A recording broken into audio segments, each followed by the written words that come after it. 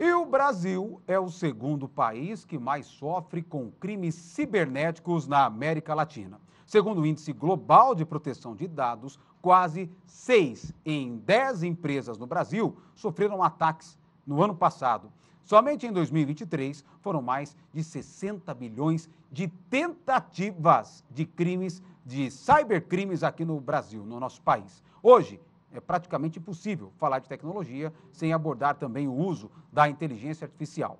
Mas aí, quando falamos de crimes e golpes digitais, nós devemos entender que essa ferramenta também pode ser usada para facilitar essas violações. Por isso, hoje eu recebo aqui, agradeço demais aí o carinho de ter vindo para cá, por aceitar o nosso convite, o doutor Luiz Flávio Durso, ele que é advogado criminalista, professor de Direito, ex-presidente da Ordem dos Advogados do Brasil. Doutor, obrigado. Como vai? Que bom que fiquei sabendo que o doutor estaria aqui no interior de São Paulo e vem aqui a nossa Record para falar sobre um assunto tão importante e que a gente que está em casa não imagina o quanto a inteligência artificial já está no nosso meio e o quanto ela é positiva, mas também pode ser negativa, né, doutor? Boa tarde.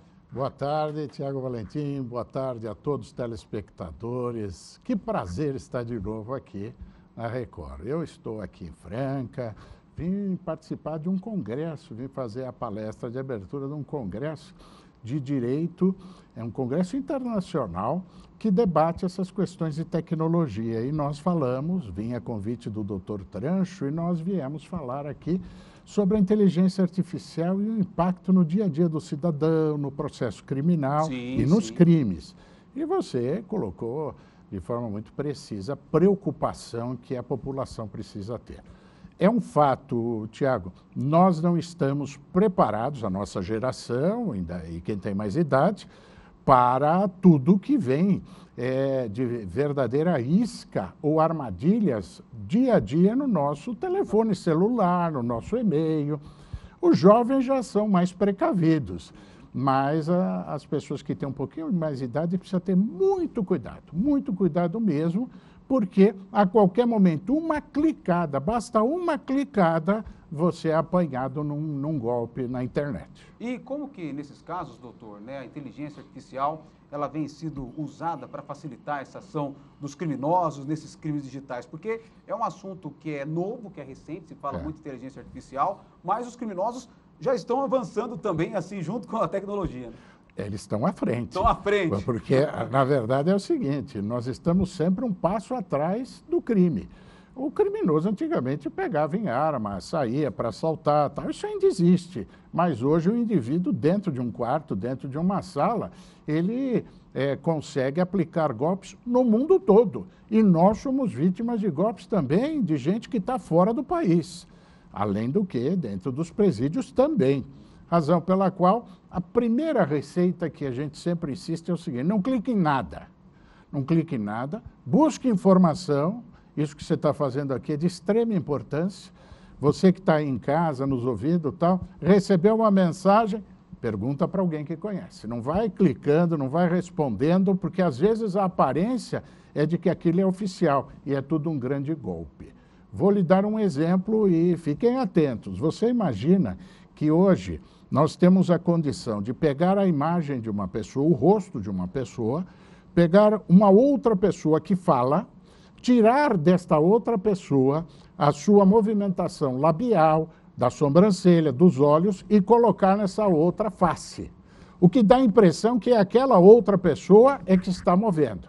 Aí nós pegamos uma gravação desta outra pessoa e colocamos num texto que é feito por terceiro. Então fica a pessoa olhando, mexendo a boca, etc., falando com a sua voz, algo que nunca falou. E tem uma coisa chamada engenharia social, que a pessoa, eles fazem uma pesquisa, a engenharia social pega os seus cacuetes, o seu trejeito, a palavra que você usa mais, tal, e coloca tudo isso nessa imagem, que é falsa, mas que as pessoas juram de pé junto que é verdadeira. Aí a pessoa cai no golpe. Então, hoje, todo cuidado é pouco, a tecnologia que vem para o bem também está sendo utilizada para o mal. Nós temos muitos artistas, pessoas de nome que acabam caindo nesse golpe, que tem imagem usada, É verdade. para dar confiabilidade, né, na hora de você, o produto não, mas quem falou foi o doutor, foi o Valentim, né, Isso. enfim. Mas, doutor, nesse caso, quem é vítima desse golpe também, se você encontrar sua imagem na internet sendo usada pela inteligência artificial, nesse caso, procurar a polícia imediatamente, porque já tem delegacias especializadas nisso? Boa. Em São Paulo já tem, mas a regra é sempre a seguinte: toda vez que você tiver a sua imagem utilizada indevidamente ou que for alvo da tentativa de um crime digital, procure a polícia, faça um boletim de ocorrência.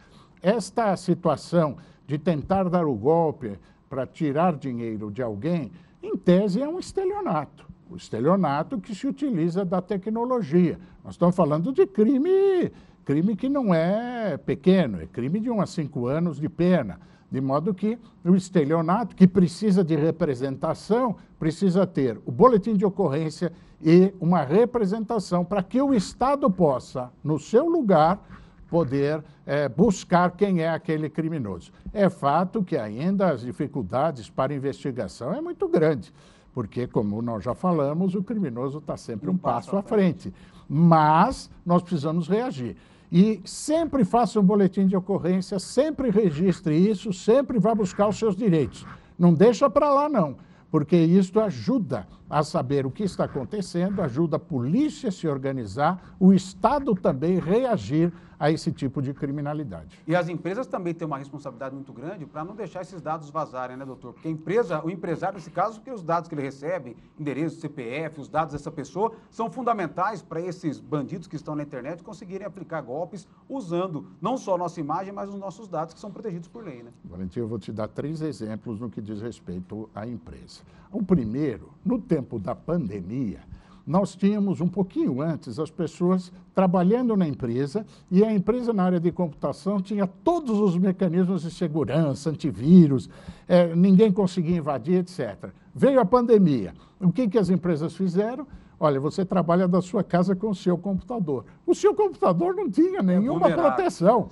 Então, os marginais, os criminosos, conseguiam acessar a empresa por meio do computador do funcionário que ele usava na casa dele, que não tinha proteção nenhuma. Esse foi um momento difícil, mas que alertou todo mundo.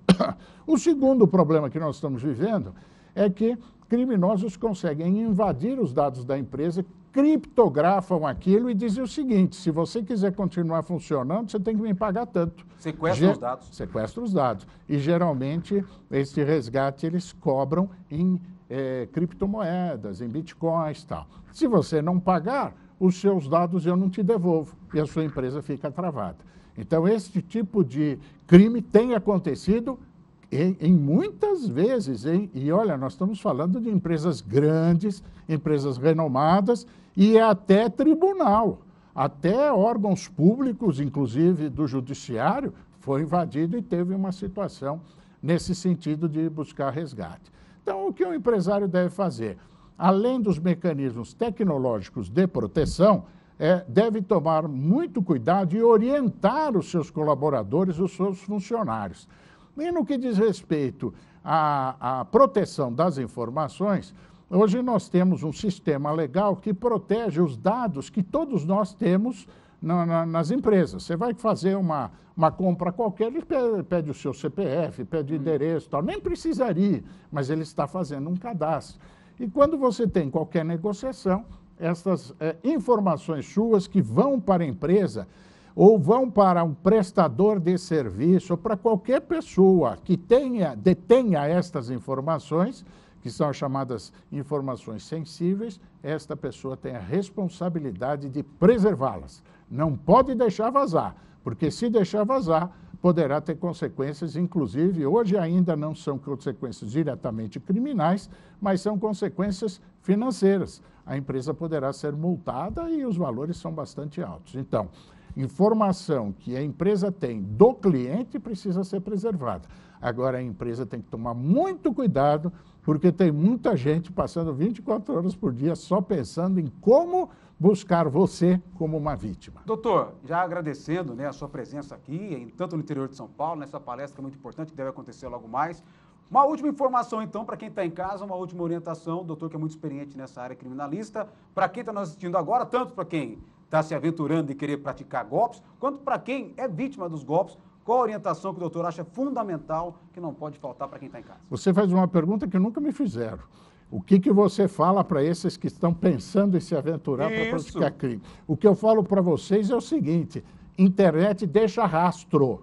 Tudo que você fizer deixa rastro. Se for bem investigado, chegam até você. Então sai disso, não pratique crime na internet. E para nós, para o cidadão, para o dia a dia, muito cuidado. Informação. Tendo dúvida, procure auxílio. Geralmente é auxílio de alguém mais novo, viu? Eu tenho uma netinha de 2 anos, ela pega o meu celular e faz assim com o dedinho. Eu compro o meu filho também. É isso, essa nova geração, essas pessoas que estão mais habituadas com isso, têm melhores condições de detectar o perigo e nos orientar. Mas a informação é fundamental para nós nos protegermos. Se deixou dúvida, é bom não clicar. É melhor, claro. Está com medo, não clica. É isso mesmo. Muito bom. Doutor, obrigado mais uma vez pela presença. Alegria estar aqui. Muito atencioso, muito simpático. E parabéns pelo seu programa, viu? Obrigado pelo carinho. Volte sempre. Sempre que vier ao interior de São Paulo, já está convidado aqui na Record Interior. Obrigado. Luiz Flávio Durso, advogado criminalista, ex-presidente da OAB de São Paulo, ao vivo com a gente no Balanço Geral. Obrigado, doutor.